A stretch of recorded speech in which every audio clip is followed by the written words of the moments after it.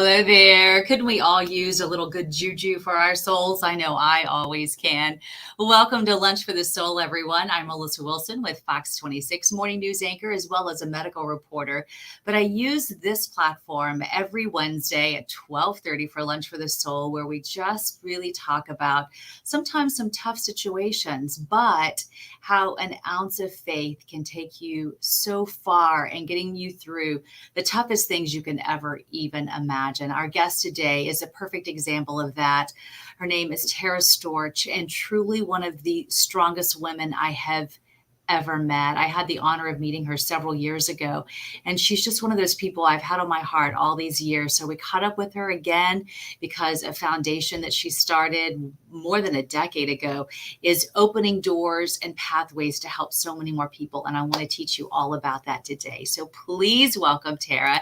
She joins us now. Hello again. I'm so happy you're joining us on Lunch for the Soul. Thanks for having me. This is a great platform. Well, you are just an extraordinary woman. And I just want to walk people through, first of all, of what your family has been through and what happened in 2010. You were on a fun trip with your family and the unimaginable happened. I'm going to start by showing a beautiful picture of you, that fateful trip. And then you go now into what happened. So it was March of 2010. We were on our spring break vacation in Beaver Creek, Colorado, and having an incredible time as a family. And it was that first day and the last run. Taylor and my son Ryan and my husband Todd wanted to have one last run before the slopes closed. And my little Peyton and I were just tired and wanted to have some hot chocolate and wait for them at the bottom of the mountain. And before I knew it, I saw Todd and Ryan coming down frantically by themselves and letting us know that Taylor was in an accident. And what had happened is that she started going really fast down the slope and just lost control and went into the trees and hit a tree, doing everything right. She was a great athlete. She was wearing a helmet. And it was from that accident that we lost her. And she was care flighted to a hospital where we were faced with a whole team of doctors who let us know she was not going to recover and our world was falling apart. And a nurse approached us and just said, she's a beautiful candidate for organ donation. Would you consider it? And Melissa, we'd never talked about organ donation in our family, not even once. But Taylor was such a other-centered, faithful, loving child and had such a heart for others that out of the hardest decisions we were making, that was the easiest thing to say yes to. And so we said yes, which really sparked a ripple effect of good. And Taylor saved and improved the lives of 5 people with the gift of her heart, both kidneys, her liver, her pancreas, and one of her corneas gave sight. And through that, we decided that, we were going to find the good. We could cave up in the grief or we could find the good. And the good was that she saved lives. And I remember my husband and I sitting in the backyard and him looking at me saying, he has his grandfather's words just over and over in his head. And it's not what happens to you that matters. It's how you react to it that does, And I want everyone to take a look just a moment at your daughter's beautiful eyes, those eyes. And why I think about her eyes is because of you were able to work with OPI and make a nail polish, the color of her eyes, that beautiful turquoise blue. And several years ago, I got that color and I use it on special occasions so that I can honor your daughter. And it means so much to me when I think about how important it is to keep her memory alive.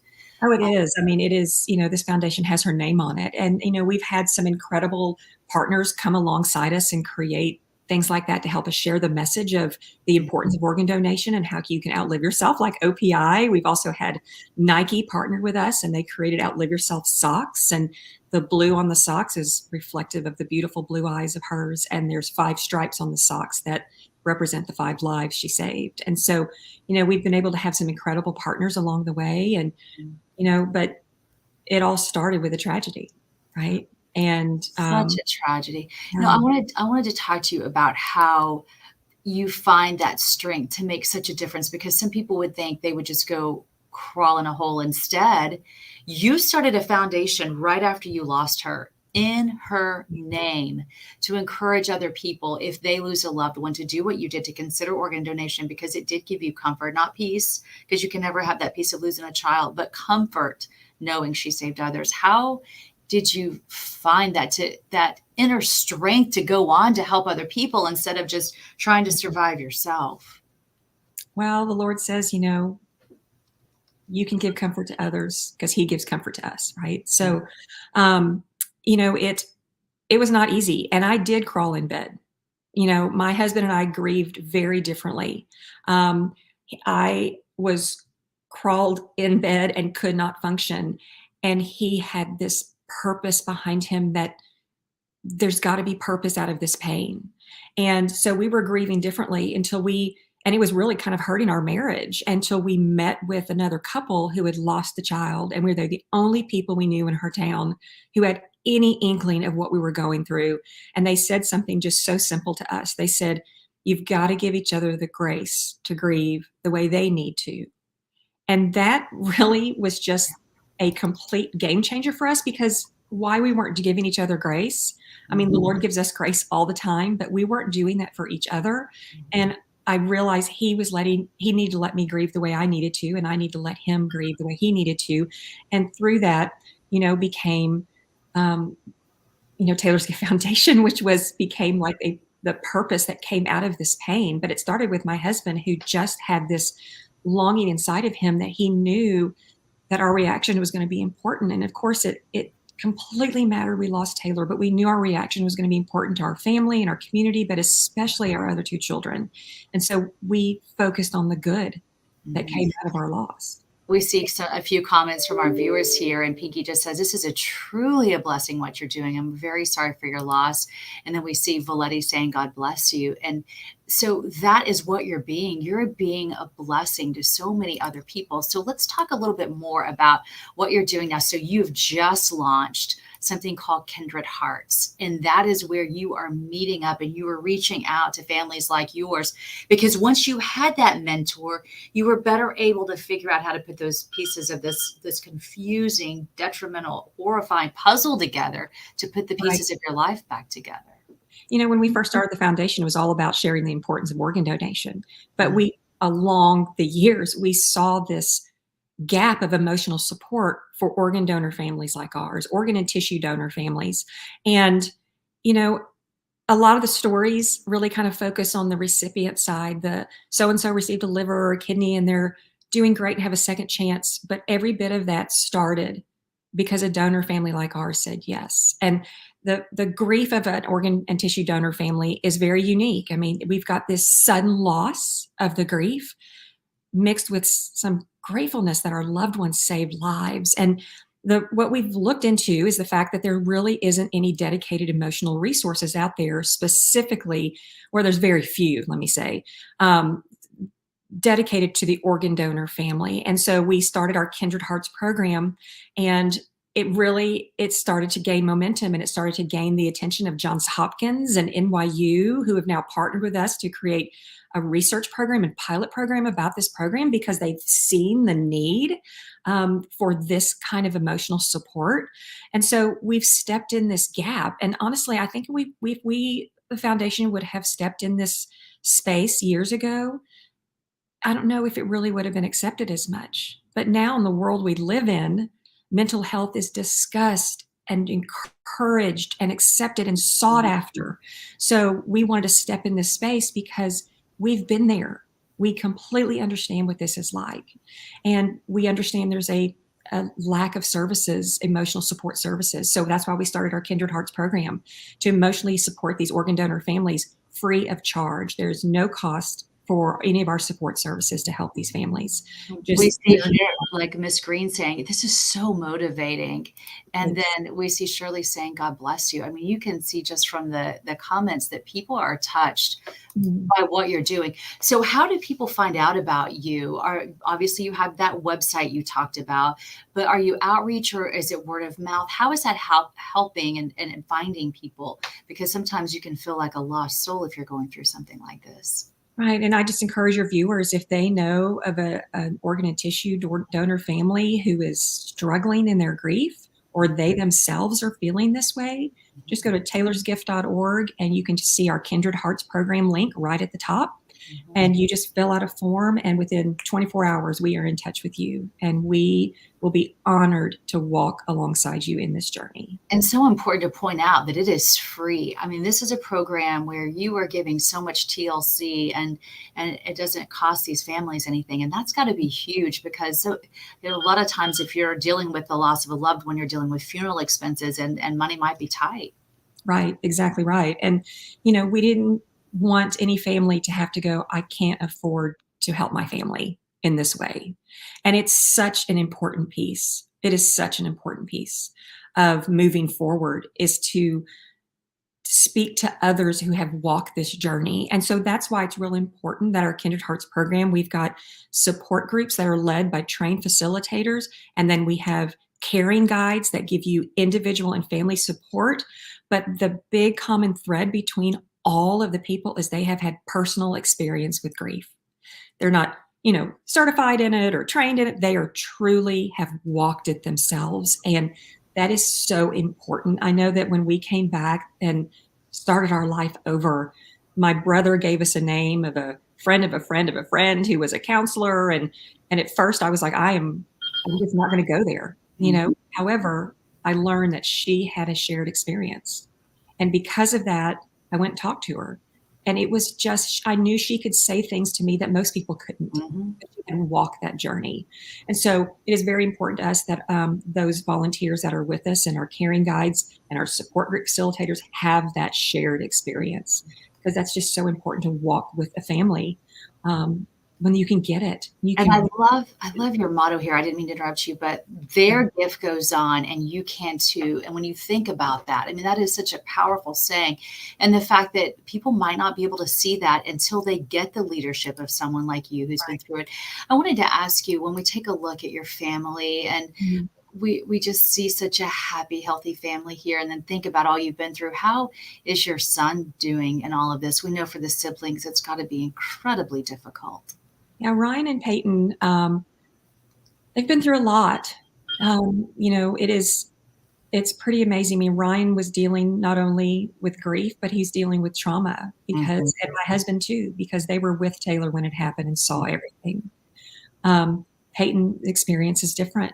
She was young and wasn't right there. She was with me, and I don't have that kind of, shared. So Todd and Ryan really have that shared connection. But what I think this has done for both of them is that they have grown to be the most compassionate, caring adults because of this experience. They understand that everybody can go through a hard time, and they're sensitive to that, and they step into that. They're there for people who are experiencing difficulties. Right. I'm not sure. And that's why I was asking too about your son in this situation, just because I would think the trauma of having been there at that moment, that I would just, hope that he's worked through all of that. And it seems like you have such a loving family that it lets you, move through that through love and faith and talking about it. Yeah. And that's important because, at the very beginning, we really tried to fix them. We kind of want to all be back to the way we were. And we really were never going to be that way. So along the way, we had to kind of love them where they were in their stage of grief. And, when they were little, we wanted them to talk to a counselor and stuff because it was helping us, but they wanted to just talk to us, so because we had that shared experience with them. And so that's where they leaned. And so we have kept them very, we're all very close. Taylor is talked about. She is part of our family and will always be. And I think that's important that, what has happened to our family is not something that is taboo and we don't talk about and we shy away from. We understand that when triggers happen, we give each other grace to know that, that's where they are, that this trigger has really set them backwards, and that's okay. It's okay. And that's where we have to be for each other. But they have grown into incredible adults. Ryan is doing great. Peyton's in nursing school, and she's going to be a nurse. And She's such a lovely young lady too, and I know just leading the legacy of your family of being that strong daughter. I want you to look at some of the comments people are saying. Gina says, "We need more people like you in this world. You're a rare gem." I couldn't agree more, Gina. I agree with that. And then Jennifer says she's really sorry for your loss, and she understands because she had to donate her husband's organs. So Jennifer, I hope that you'll reach out. I don't know where you are in that journey, but reach out to Taylor's Gift, and you never know how they can give you even more emotional support. And then we have another one here from Tree saying, amazing. I'm sharing with moms from MD Anderson. There's hope, there's love, and there's faith. Wow. So just taking time to talk about this, I'm sure after all these years, Tara, it's still heart-wrenching for you to discuss. Obviously, you've worked through the years of more than a decade now through it, but I'm sure it's still very difficult. It is very difficult. I mean, it's hard to talk about, right? And sometimes I feel like I'm kind of it's one of those things that kind of outside of me, but this has happened to us and our families, but that's the one thing we always lean back on is our faith. I mean, the only reason I've gotten this far is because of my faith, but also because others stepped in to be his hands and feet when I could not carry myself, who were Jesus's hands and feet and just carried us along, who also remember those hard days, who also check in on us still to this day, and just are there. When we were going through everything, I remember we met Stephen Curtis Chapman, and he had recently lost his daughter and to a very tragic accident. And we talked to him, and my husband asked him, what can you say to someone who's just beginning in this? And something he said that was really surprising was that, believe it or not, the second year is the hardest. And I was like, we both kind of stepped back a little bit. He said, and here's why, is because on the first year, everyone is there with you because the first year is the first without.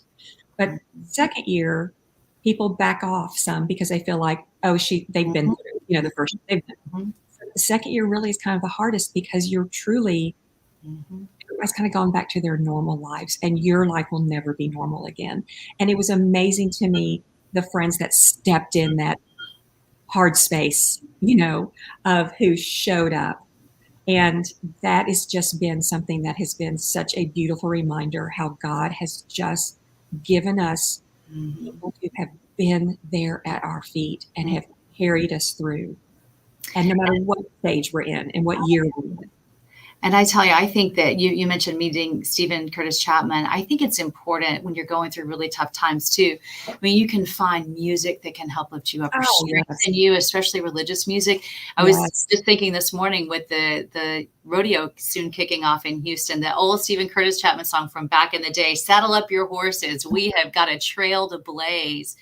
And I mean, when you surround yourself with uplifting songs like that, when you're going through a really tough time, it can really help make a difference. It can also tear your guts out. You have to be really careful with that, right? But I do feel like, especially if you listen to a religious music station, those songs seem to come on just when you need them, and it can really make a difference. Well, Tara, I just can't thank you enough for taking time to talk to us, for being here, for being that bright light that our viewers obviously see in you, like I did from the second I met you. And Jennifer is asking you for the link. And again, it is, you want to go ahead and give it to her again? We've been showing it. Yeah, it's taylorsgift.org. You can find all the information right there. All right. And then Sheila says, my condolences to you. And I know you've been through a lot, but you are a blessing to us. Thank you for sharing that time with us, and just continue to blaze those trails, because you're making a difference for a whole lot of families. Well, believe it or not, you are too, by having this Facebook Live for Lunch for the Soul, because it's important that faith is talked about, because it's so important. I couldn't agree more. Well, just with the fact that faith is so very important, Tara, thank you so much. Take care of you. Stay in touch. Let us know how you're doing. And the next time you are starting a new program or something, please let us know so we can help share that word for you. Thank you, Melissa. Thank you. And I just want to remind you all of what's happening next week. So we'll meet here, hopefully next Wednesday at 12:30. I'm going to introduce you to an incredibly strong couple. They had to race to Houston to get help at Texas Children's Hospital when they were pregnant with their twins, all the way from Alabama for a rare condition to save their babies' lives.